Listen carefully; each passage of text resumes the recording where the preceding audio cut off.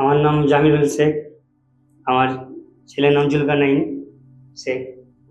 আমরা আসছি মুর্শিদাবাদ রঘুনাথগঞ্জ থানা থেকে। আমার বাচ্চার হাইপোস্পিডেন্ট ছিল। তো এটা আমরা জানতে পারলাম 2 মাস পর, বাচ্চার জন্মের 2 মাস পর জানতে পেরে আমরা লোকাল ডাক্তার দেখাইছিলাম প্রাইভেটে। এখানে বললো, আমাকে ঠিকানা দিয়েছিল নিম্নতনে। এইখানেও আমি দেখাইছিলাম।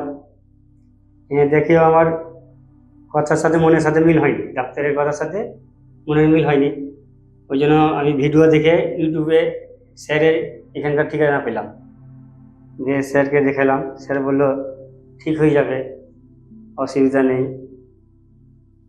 দিয়ে আজকে আমি 2025-এ দেখা করেছিলাম স্যারের সাথে, দিয়ে আবার 26-এ এসে স্যারের সাথে যোগাযোগ করে আমার অপারেশন এখন সাকসেসফুল।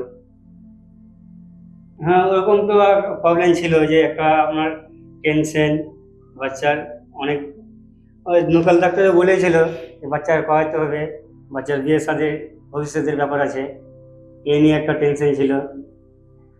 আর বাচ্চার আমি স্কুলে ভর্তি করে স্কুলে পাঠাইনি, বাচ্চা যায়নি। বাচ্চা এখন বুঝছে আমার এরকম সবার সামনে হচ্ছে, আমার পিঠ নিচে যাচ্ছে। এই জন্য আমার আরও চাহিদা ছিল যে না, এটা করা উচিত, দরকার। আমি 1 বছর আগে 25-এ যখন দেখা করেছিলাম, দিয়ে আমি ঘরে যেয়ে ভাবলাম, চিন্তা ভাবনা করে আবার 26-এ এসে আবার স্যারের সাথে যোগাযোগ করে অ্যাডমিট করিয়ে কোনো অপারেশন সাকসেসফুল করেছে।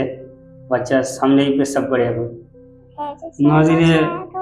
চেষ্টা করছে আমরা যে আছে ডাক্তারের চেক আপ 3 বেলাই হয়। ডাক্তার 3 বেলায় দেখা করে বাচ্চাকে জানে, বাচ্চার যে আছে হসপিটাল আছে, নার্সিংহোম, এখানেও পরিবেশ ভালো, চেক আপ সবই ভালো, অসুবিধা হয় না। আগে বাচ্চাটার ছিদ্র ছিল আপনার এইখানে, মানে সেই যেখানে থাকার কথা এইখানে না থেকে এই নিচে ছিল। এখন বাচ্চার ছিদ্র সামনেই আছে, এখন ক্লিয়ার হয়ে গেছে। আজকে পেশাব করে দেখলাম ক্লিয়ার আছে, সুন্দর আছে। আগে যেরকম করতো এখন নর্মাল করছে বাচ্চা।